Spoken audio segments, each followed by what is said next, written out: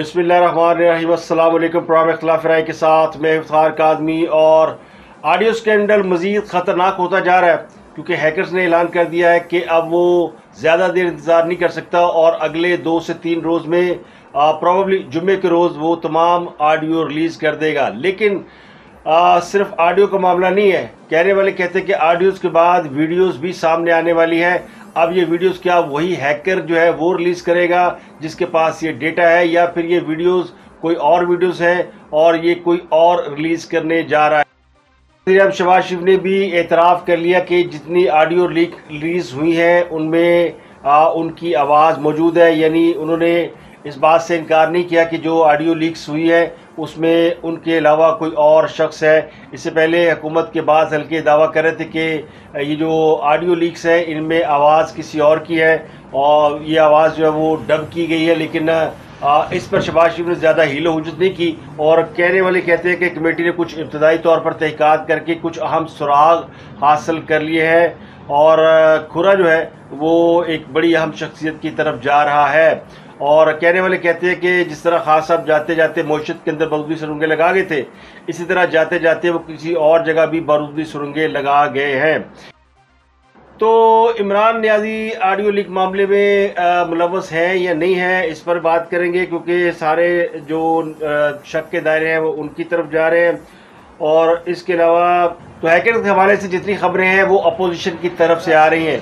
तो यूँ लगता है जैसे फवाद चौधरी, शहबाज गिल और जो दीगर तहरीक इंसाफ के रहनुमा है, या तो वो हैकर से बराह रास्त राब्ते में है या फिर वो इस मामले को खुद हैंडल कर रहे हैं।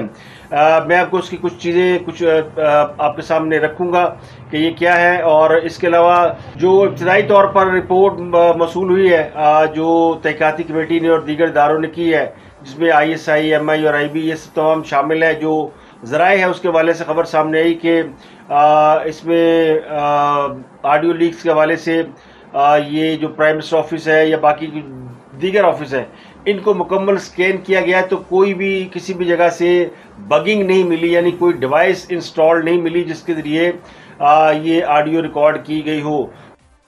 तो इससे एक चीज़ तो वाज़ह हो गई है कि प्राइम मिनिस्टर हाउस या प्राइम मिनिस्टर का जो ऑफिस है वो बग नहीं है, बल्कि ये ऑडियो किसी और चीज़ से किसी और से मोबाइल फ़ोन या किसी और चीज़ से रिकॉर्ड हुई है और ये किसी जगह पे फिक्स नहीं थी।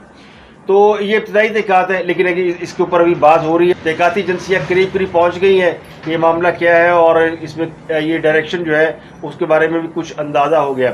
हाँ साहब ने आज फिर एक दफ़ा दावा किया कि 1,40,000 अंबिया जो हैं वो दुनिया में आए, और ये दावा उन्होंने उस वक्त किया जब उनके सामने उलमा की एक बड़ी तादाद बैठी थी और किसी ने भी उनकी इस बात को नहीं झुटलाया। तो क्या इस बात को तस्लीम कर लिया जाए कि जो हम इस्लामी तारीख पढ़ते आए हैं और इस्लामी हवालों से और इल्हामी किताबों से हमें इल्म हुआ है कि 1,24,000 पैगम्बर आए थे। खास साहब की जो तौजीह है वो ज़्यादा दुरुस्त है और पैगम्बरों की तादाद 1,40,000 है।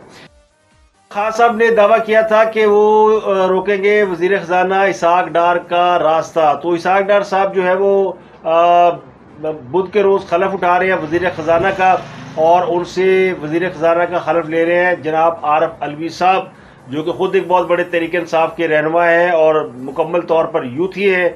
तो खास साहब अगर रोक सके तो रोक ले, क्योंकि उनकी पार्टी का रहनुमा अब वज़ीर ख़ज़ाना इसहाक डार से वज़ारत ख़ज़ाना के ओहदे का खलफ ले रहा है। अब खास साहब ने जो तकरीब से खिताब करते हुए ये कहा है कि वो इसहाक डार का रास्ता रोकेंगे, उन्होंने कहा आपका भाई रास्ता रोकेगा।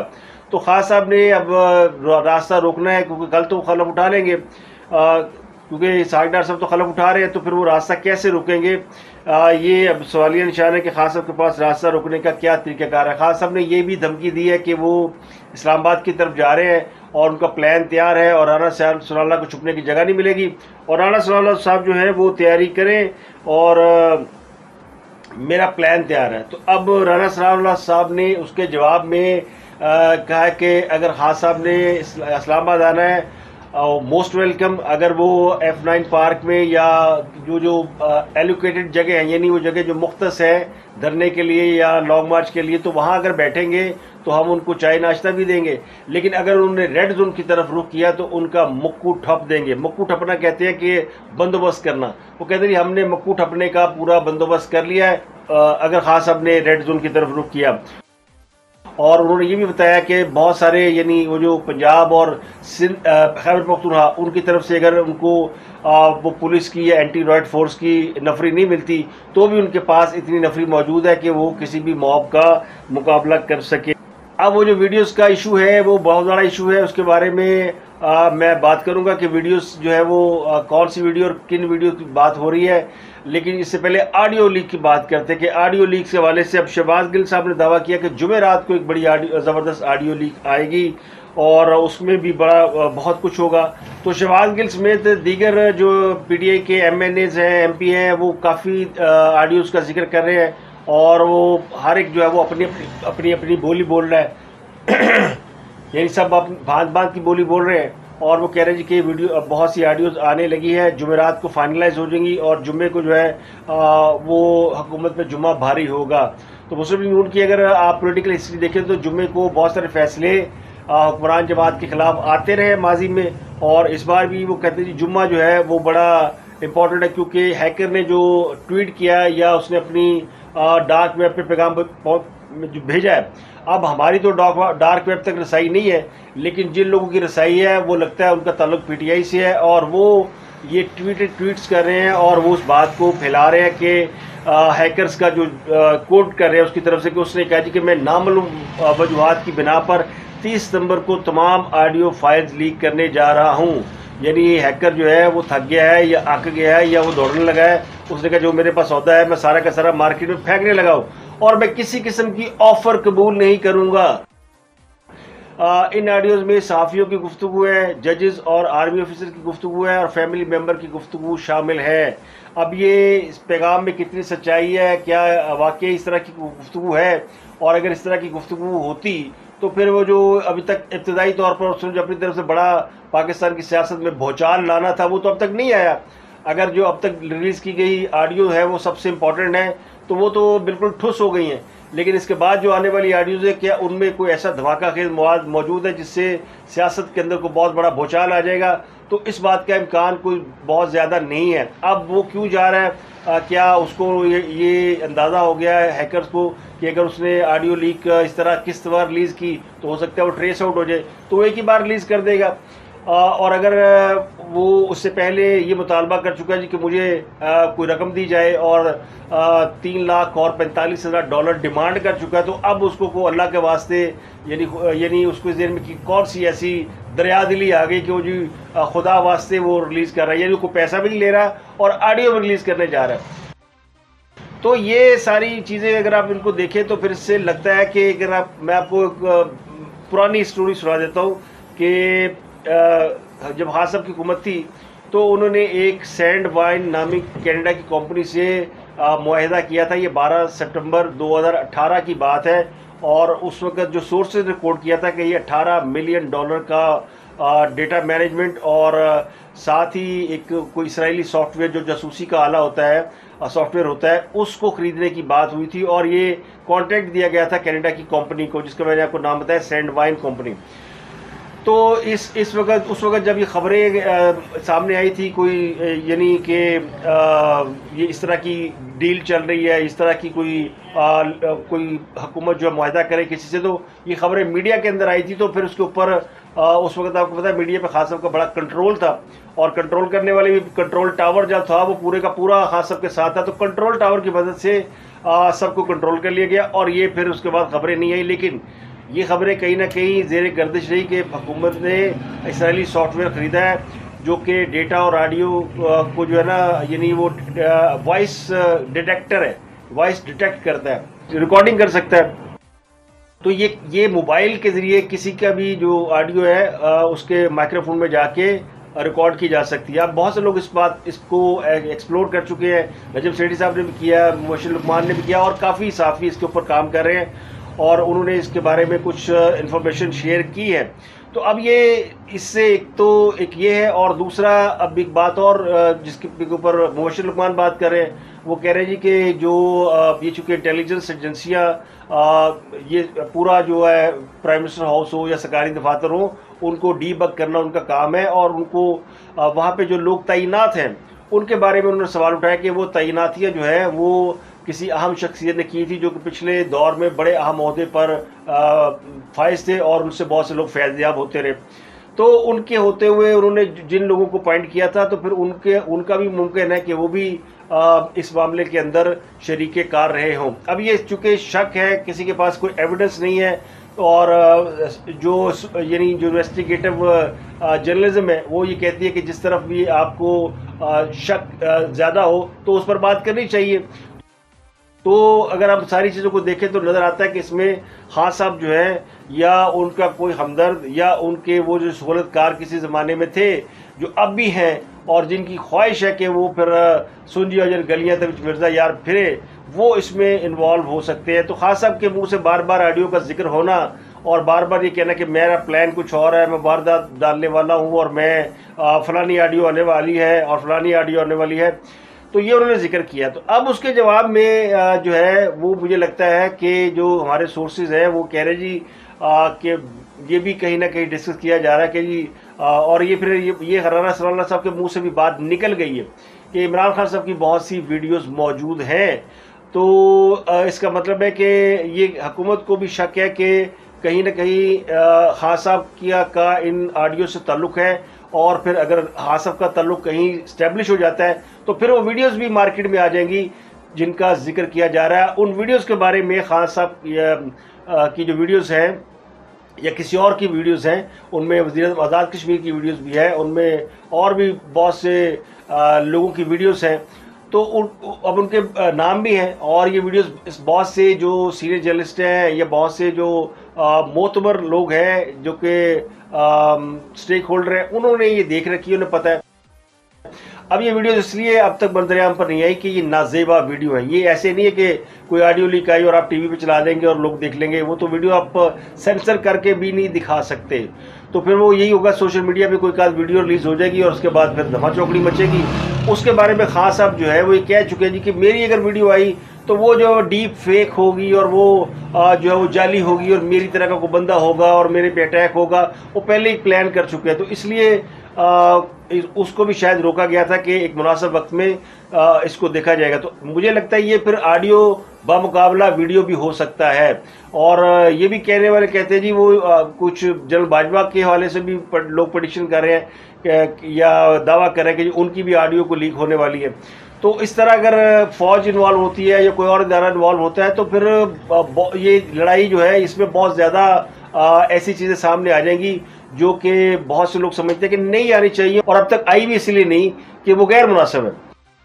तो लड़ाई अगर उस तरफ जाती है या अगर इस तरह, यानी वो कहते हैं फिर हमाम में सारे नंगे हैं ना, अगर एक के कपड़े उतरेंगे वो दूसरे के कपड़े भी उतारेगा।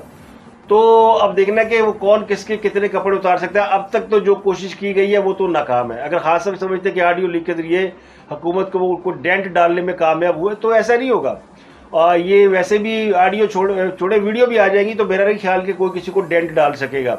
उसकी वजह कि पाकिस्तान के अंदर सियासत में अखलाकियत नाम की तो कोई चीज़ है ही नहीं, और ये कोई अमेरिका थोड़ी है कि वाटरगेट स्कैंडल आएगा और सदर निक्सन जो है वो छोड़ देंगे अपना ओहदा और घर चले जाएंगे। ऐसा नहीं होगा। यहाँ पे तो वो खुश होते हैं, किसी की ऑडियो आती है तो वो कहते हैं कि देखा मेरी तो ऑडियो में मैंने तो बिल्कुल नीट एंड क्लीन निकला हूँ, और वो इस बोलपन में कि वो ये ऑडियो उनकी है भी कि नहीं है। अभी उनकी खुद हुकूमत क्वेश्चन उठा रही है कि हमने भी फोरेंसिक करना है कि ये प्राइम मिनिस्टर की ऑडियो है कि नहीं है। प्राइम मिनिस्टर कह रहे हैं कि जनाब मैंने तो कुछ किया नहीं, मेरी तो ऑडियो बता रही है कि मैंने कुछ नहीं किया। तो राना सलाना सभी मान चुके हैं कि ऑडियो उनकी है, किसी ने भी इसकी तरदीद नहीं की कि ऑडियो उनकी नहीं है। तो यहाँ तो ये आलम है। और फिर ये भी कह दिया है प्राइम मिनिस्टर ने कि अगर ऑडियो में कोई गैर अखलाकी बात होगी तो हम माफ़ी मांग लेंगे। अगर कोई ऐसी बात जिससे कोई हो सकता है जाने में लोग प्राइवेटली बातें करते हैं, कोई बात निकल गई, अगर वो रिकॉर्डिंग किसी के पास है वो रिलीज करता है और समझता है उससे कोई बड़ा फर्क पड़ जाएगा, तो उसके लिए वो पहले से माफ़ी मांग रहे हैं कि अगर कोई होगी बात तो वो उस पर माजरत कर लेंगे, लेकिन कोई ऐसी बात नहीं होगी जिससे मुल्क को कौम को नुकसान पहुंचे। उनका कॉन्फिडेंस ये बताता है और इसीलिए उन्होंने इकरार कर लिया। तो हुकूमत जो है वो उसको भी ऑडियो स्कैंडल से ज़रा सा रत्ती बराबर भी फ़र्क नहीं पड़ा। और ख़ास अब जो है वो अब अगर चले बुध है, जुमेरात, जुम्मा एक दिन में ऑडियोज़ आ जाएंगी तो दूध का दूध और पानी का पानी हो जाएगा। लेकिन ये जो वीडियोज़ है अगर वो सामने आई और फिर तो पाकिस्तान की सियासत में फिर पीछे क्या बचेगा। फिर तो वो सारे जो है ना वो एक अवाम में खड़े होंगे और फिर एक दूसरे को देख रहे होंगे कि ये हमने क्या किया। शहबाज शरीफ ने कहा कि इमरान खान कहता है कि शहबाज शरीफ पैसे मांगने जाता है। वो प्रेस कॉन्फ्रेंस कर रहे थे शहबाज शरीफ, उन्होंने बड़ी बातें की। तो उन्होंने इमरान खान साहब के बारे में बड़ी जाहिर है वो कहते हैं कि ये जो ख्यालात है उनके शहबाज शरीफ के या हुकूमत के वो इमरान खान को समझते कि ये झूठ बहुत बोलते हैं और हकीकत भी है। एक जो इम्पोर्टेंट बात की जो उसे कहते हैं कि शहबाज शरीफ ने छक्का मारा है, और वो छक्का इस तरह मारा कि उन्होंने कहा कि इमरान खान कहता है कि शहबाज शरीफ पैसे मांगने जाता है तो मुझे वो सिर्फ ये जवाब दे दे कि क्या ये बाहर पैसे बांटने के लिए जाते थे। यानी वो खान साहब भी तो जाते थे ना, तो ये कोई तिजोरी साथ लेके जाते थे कि लोगों को पैसे देके, तो ये भी तो मांगने जाते थे। और खान साहब का तो बाकायदा प्रोफेशन है कई सालों से मांगना, चाहे वो फलाई कामों के लिए मांगते हो। तो शहबाज शरीफ ने यह दावा किया कि कई दोस्त ममालिक के सरबराह ने उन्हें पिछली हुकूमत के सरबराह यानी इमरान खान साहब के बारे में ऐसी बातें बताई हैं कि वो बयान नहीं कर सकते। वो कहते हैं कि मैं अगर किसी को बता दूं आप लोगों को तो आपको दांतों पसीना आ जाए। और उनकी इन्हीं हरकत की वजह से पाकिस्तान को सफारती तन्हाई का सामना करना पड़ा और सफारती तल्लुकात उनका बेड़ा गर्क हो गया। तो उन्होंने इस पर हाथ साफ किया है। तो कहने वाले कहते हैं कि अगर वो वीडियो रिलीज़ हो गई तो फिर लोगों को वो ट्रांसजेंडर बिल की समझ में आ जाएगी कि वो ट्रांसजेंडर बिल का रौला क्या है। और मैंने अवॉइड किया ट्रांसजेंडर बिल के ऊपर बात करने से, क्योंकि मैं भी इसको देख रहा था कि इसमें क्या किस ऊँट किस करवट बैठते हैं और उसमें कौन कौन से लोग सारे वैसे तो इसमें हैं इस बिल को की अप्रूवल में, लेकिन अब इसमें कुछ ऐसी चीज़ें निकल आई हैं। तो इसमें अब इस्लामी नज़रियाती कौंसिल ने भी इसे गैर, तो वो जो वीडियोस जिनके मैं जिक्र कर रहा हूँ उनके बारे में दावा ये किया गया कि ये वीडियो किसी को दिखाने के काबिल नहीं, और वीडियो उन्हीं के पास है जिनको धमकी दी जा रही है कि उनकी ऑडियो लीक्स कर दी जाएंगी। तो फिर यानी मुश्तरी होशियारबाज, तो खतरे की घंटी बजी है दोनों तरफ से। इसहाक डार साहब की ने दावा किया कि उनकी वापसी के बाद डॉलर 10 रुपये गिर गया है, और ये हकीकत भी है। 2 दिनों में डॉलर की इंटरबैंक में 10 रुपये कमी हुई है, और ओपन मार्केट में तो ये 15-20 रुपये जो है वो उसमें कमी हुई है। तो उन्होंने कहा कि उनके ये 10 रुपये कमी से 1350 अरब रुपए की बैरूनी कर्ज है वो कमी हुई है।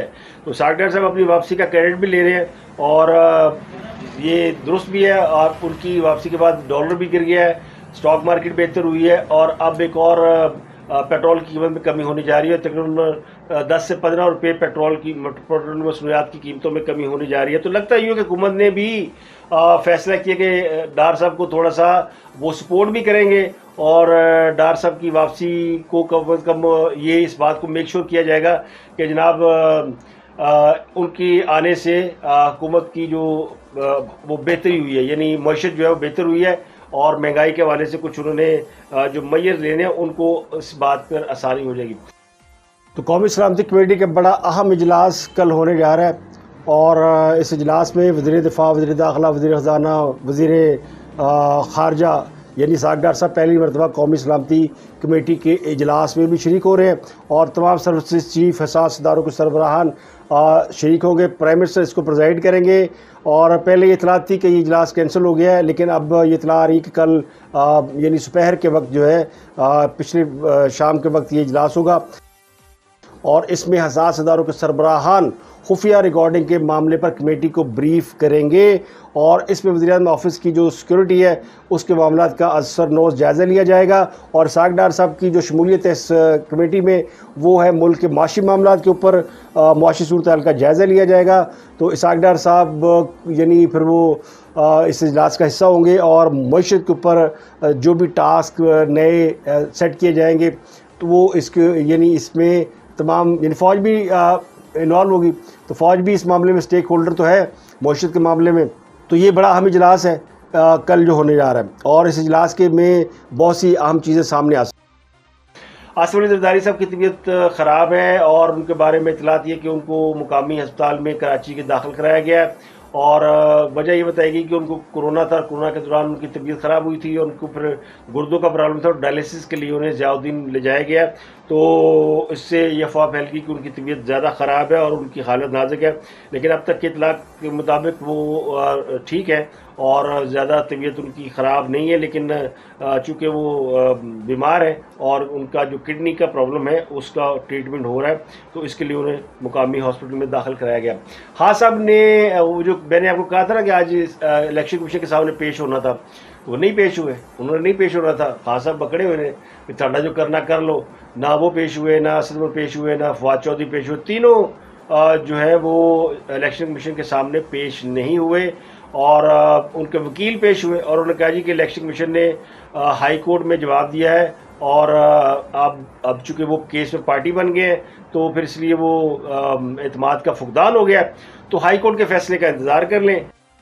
जो सबसे आज मज़ेदार बात थी वो थी शेख रशीद की तारीखी बेइज्जती, और ये बेइज्जती हुई उनकी इस्लामाबाद हाई कोर्ट के अंदर। शेख साहब दरख्वास्त लेके गए थे कि हुकूमत ने 72 रुकनी वफाकी काबीना बनाई हुई है, इससे मुल्क और कौम का बड़ा नुकसान हो रहा है, बड़ा पैसा ज़ाया हो रहा है और बड़ा ये हो रहा है, बड़ा वो हो रहा है। बड़े तमतराक से शेख साहब को बड़ा शौक है ना कोर्ट के अंदर दरख्वास्तें दायर करने का, तो ये दरख्वास्त लेके भी चले गए, ड्यूटी लाई होगी खान साहब ने कि जाओ दरख्वास्त दे के आओ। तो इस्लामाबाद हाई कोर्ट ने उनकी दरख्वास्त नाकाबिल समात करार दे दी, लेकिन ना सिर्फ नाकाबिल समात करार दी बल्कि जो छितरौल हुई वो थी अतर बिरला साहब के रिमार्क्स में। अतर बिरला साहब ने कहा कि ये इंतहाई गैर संजीदा दरख्वास्त है और शेख रशीद की दरख्वास्त मसाली जुर्माने के साथ खारिज होनी चाहिए, उनका जुर्माना भी ठोकना चाहिए। शेख साहब दरख्वास्त लेके आए थे, लेकिन चूँकि शेख साहब जो है मुंतखब नुमाइंदे हैं तो इसलिए अदालत तहम्मुल का मुजाहरा कर रही है। यानी अगर तुम MNA ना होंगे, वो अब भी अदालत मान रही है कि इन्होंने जो इस्तीफे दिए हैं वो एक्सेप्ट नहीं हुए, तो ये MNA हैं, अभी ये मेंबर कौमी असम्बली है।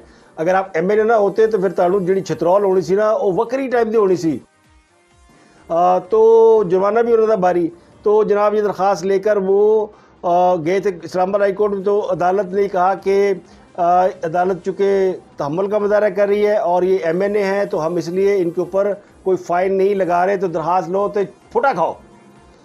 तो शेख रशीद साहब जो बेनीलो मुराम, बल्कि इसमें बड़े सवाल जवाब हुए। इसमें पूछा गया कि जनाब जो ताड़ी को मसीह तो कितने वजीर सन, तो खान साहब की तो अपनी हुकूमत में कुछ 40-42 तो तर्जमान थे और वज़रा की तादाद भी कुछ 60-70 थी, कम नहीं थी, और मुशीरान की तादाद अलग थी। तो खान साहब भी इस 100 लोगों के साथ अपनी कैबिनेट चला रहे थे। तो ये 72 लोगों के जी 72 लोग जी शहबाज शरीफ कौम मिलत का बड़ा पैसा ज़ाया कर रहा है, जिम्मे इन्होंने बड़ी मतलब वहाँ पे रखवाली की हुई थी। वो खान साहब कहते हैं ना आज वो एक मफरूर को वज़ीर ख़जाना लगा दिया गया, तो भाई एक मगरूर को हम पाकिस्तान का प्राइम मिनिस्टर बना सकते हैं, तो एक मफरूर को वज़ीर ख़जाना लगाने में किसी का क्या जाता है। और ये मफरूर तो क्वालिफाइड है और सिर्फ पाकिस्तान की मईशत को 4 चांद लगाए हुए है और संभाली हुई मईशत। तो अब देखते हैं कि ऑडियो लीक्स जो है, बाकी की जो ऑडियो लीक्स है वो कितना धमाका करती हैं, या फिर अगर ऑडियो लीक कोई धमाका करती है तो फिर इस बात की उम्मीद तो रखी जा सकती है कि वीडियो भी लीक्स होंगी। लेकिन अगर ऑडियो लीक कोई धमाका नहीं कर पाती तो फिर वीडियो लीक जो है वो उसी तरह जो है वो किसी सेफ हाउस में जैसे पड़ी है वैसे पड़ी रहेंगी, क्योंकि खान साहब को उस वक्त तक कुछ नहीं कहा जाएगा जब तक वो कहते हैं ना आखिरी लाइन भी अबूर नहीं कर जाएंगे। तो अब तक के लिए इतना ही, आपसे मुलाकात होती है अगले व्लॉग में। अपना गिरदुलवा के लोगों का बहुत ख्याल रखिएगा।